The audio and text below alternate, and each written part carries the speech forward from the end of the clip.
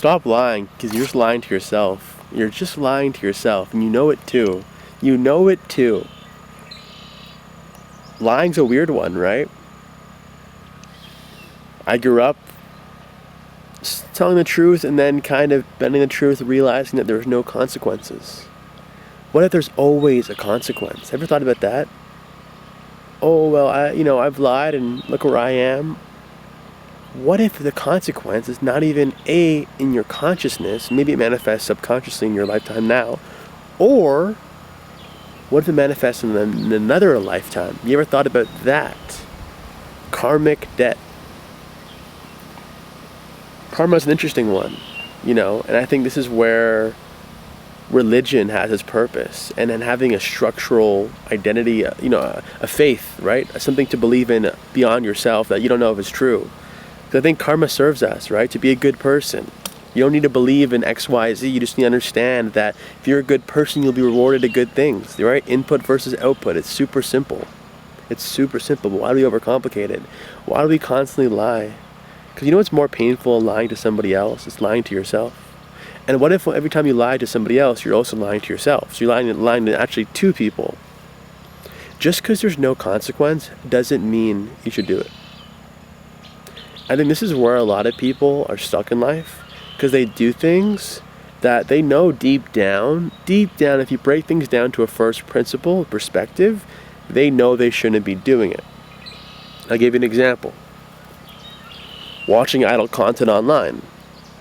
There's no physical consequence right away, Let's say you have a wife and you're watching idle content. Your wife's not going to know. Your partner's not going to know. Your kids aren't going to know. Maybe in the future, but right now, no, they're not going to know about the addiction, about the vice, about whatever you're dealing with. But that consequence, first of all, you feel it immediately, spiritually. Maybe you're not in tune enough where you don't think there's much of a consequence, but there always is. There always is beneath the surface. If you peel the layers, just constantly peel the layers forward, you'll see the consequence yourself. So I think if we go really deep into our own essence and we just, reduce the materialistic things in our life, things that aren't us, and we actually get back to our own identity, then we'll understand, then we'll actually feel every single consequence happening. I think the reason why people lie and they're okay lying, whatever kind of liar you are, pathological liar, just, you lie every now and then, is because you're not fully connected to your divine self. I think the more you're connected to yourself, the more it feels really shitty to lie, even if it's what I call like a soft lie, right? A little lie. Because how you do one thing is how you do everything. So if you're lying here and there to your wife, to your kids, to your friends, don't you think you're probably lying here and there to yourself?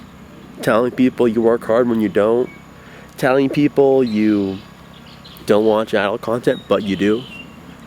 Nothing's like, in your mind, you rationalize it, being like, nothing's wrong with that, right?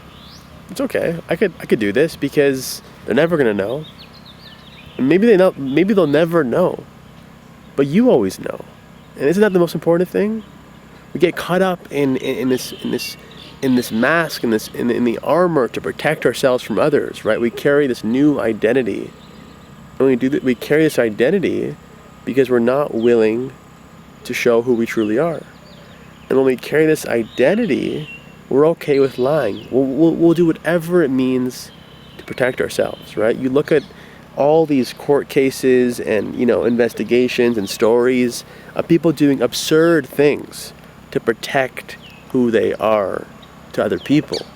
Not who they truly are, who they are to other people. It's a dangerous game, my friend, because the armor, you're just constantly going to add armor and protect whatever's inside from the outside world. You're never going to get connected to yourself.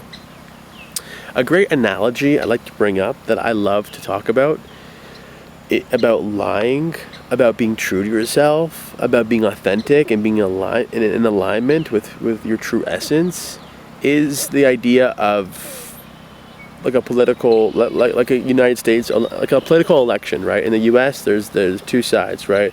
Democrats and Republican. And whoever has the most votes, of course, wins the election. So on the Democrats, on the left side, you'll just say, is the people voting against your soul's progression, you know, against ascension, so be dissension, dissension, just against your own betterment, okay, on the left side. The right side is for your own betterment, so it's actually for your soul's ascension, for your growth, whether that's spiritually, physically, financially, doesn't matter, just overall growth. And there's only two sides, there's no in-between. There's never an in-between in life. You're compounding down or you're compounding up. Now, in order to gain a vote for your soul's ascension, for your soul's growth, you need to be making decisions that is true with yourself, right? So it's about connecting back to yourself and being true with yourself. And I believe the more you practice breaking things down to first principles and asking yourself, is this alignment with myself, and being connected to your divine, you'll understand which side's which, right? We always have the inner voice, your intuition, your gut feeling, right? And to improve that, this is with diet, meditation, etc. But I won't go there. But more importantly, what I want to talk about is how every time you make a decision that is not in alignment with yourself, something super small. It doesn't matter how big it is. It could be telling people you don't watch adult content, but you do. Not being honest with people. That is a vote against the betterment of your soul's future. Think about that one. Or it's like a jury, you know? A jury, and this jury is seeing the evidence, no matter how big or small. And there's more evidence against your soul's future, so what do you think it's going to lead to? A decline. Decline in this lifetime or another lifetime, whatever you believe in. Either way, you will be experiencing that in some lifetime. And that's scary, man. Because I think if you're watching this video, you're probably pretty awakened. I think as long as you're pretty awakened and you understand, what's happening around us a little bit, fundamentally, then you'll be connected to the right decision. You'll make those decisions and you'll realize, wow, that was not in alignment, and you'll feel pretty shitty. And I'm talking about this because I feel this so much when I am doing so well, eating well, being well, laughing, and I'm happy, and etc., etc., etc. But I'll make one little decision that, sure, it won't be a big decision in the grand scheme of things, but right then and there, it hurts. It's like you're going up the stairs and you fall down. But yeah, you get back up and things go on. And of course, your belief system's so important to understand that these little things aren't actually that important, and don't put attention and energy towards those little things. But still, it's a vote against your future, your soul's growth. I truly think this. And I think this way of thinking really serves the betterment of your life, of your soul's growth. So think about any little decision you're making in your life. Again, doesn't matter how big or small, because the universe, God, whatever you believe in, something beyond us, right, doesn't understand big or small, yes or no, right? So if you say anything and you want anything, it doesn't matter. It's on the mental plane to think that the universe, something above us, actually cares, actually thinks about something big or small, right? Actually thinks about these little, the minutia, right? This is very trivial things to think about. Oh, well, it's not a big deal because it only happened once, or, nobody knows about it. It's like, no. If you have any sort of faith, or you've done maybe like psychedelics before, my camcorder ran out of space, but we're back here. I just want to say that if you've done any psychedelics before, you'll understand there's way more than just us, right? Remember my first time doing mushrooms, and that was the first time I really had a connection with something deeper than me. That was the first time I really felt it. I felt that there's something, some force, some entity, something watching over me and observing every move I take. Everything, every little thing, every secret, every lie, whatever it may be, there's something out there that knows whether we're being honest with ourselves. And this is why it's so powerful to stay true to yourself and never lie. I was playing Catan with my friends here. First time ever playing Catan. And I lied. I kind of said it was a soft lie, but it was a lie. It was a lie. And see, look, I'm already trying to rationalize that. You see that? But I lied. And at first, again, I brushed it off. But then a guy called me out. He goes, "Oh, you lied. Don't lie." He's right. I shouldn't lie. Even in a board game. Even in a board game. That is so profound. God doesn't know what game you're playing, whether it's a board game or this game. So don't lie. It never serves you. It never will. It never will. And again, you may get something out of that lie that is quote unquote positive and good, right? There's so many situations that you could think about, I'm sure, that you've lied and you've gotten something really good. Maybe you cheated in something and you won a bunch of money. But I guarantee you, you will pay the price in this lifetime or another.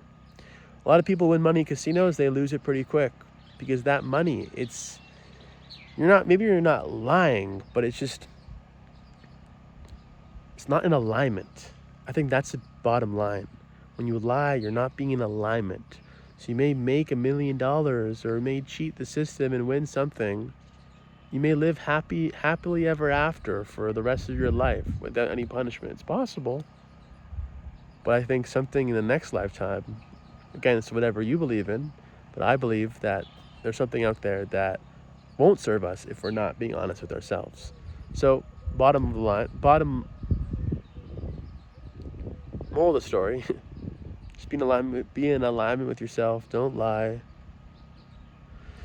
and stay true to yourself. That's what I always tell myself. Stay true to yourself. Stay true to who you are, your core values, your morals, your ethics, right? The people in your life, make sure they're the people that you really want to be around, because that will shape your future for sure. Again, there's no up or down. There's no middle ground. It's only up or down. The more you lie, the more you tell the truth, and be in alignment with yourself, even when it hurts, even when you want to tell people you're broke, you're fat, you're poor, you're struggling with addiction, with this, with that, whatever it may be, it will serve you. I guarantee you. Maybe it'll be easier to deal with whatever you're dealing with the more you tell the truth, the more you open up. It's not easy, but you must do it. Whether you're a person of faith or just no identity, whatever you believe in, even if you're agnostic or doesn't matter, atheist, don't lie. It never will serve you. And now enjoy the sun right behind me. And I'm going to stay true to myself because that is the most important thing you can do. As always, much love. If you want to connect with me, there's a link down below to have a chat about whatever it may be. I also do one-on-one mentorship. If you're interested, we can have a chat to see if you're a good fit. But other than that, I'm going to go enjoy my time now with 12 other guys, other entrepreneurs online at a massive ranch right here in this beautiful area that we're at. And if you want to be a part of something like this, also let me know. Have a call. We can have a chat. We can connect. Much love, and I'll catch you next one. Peace out.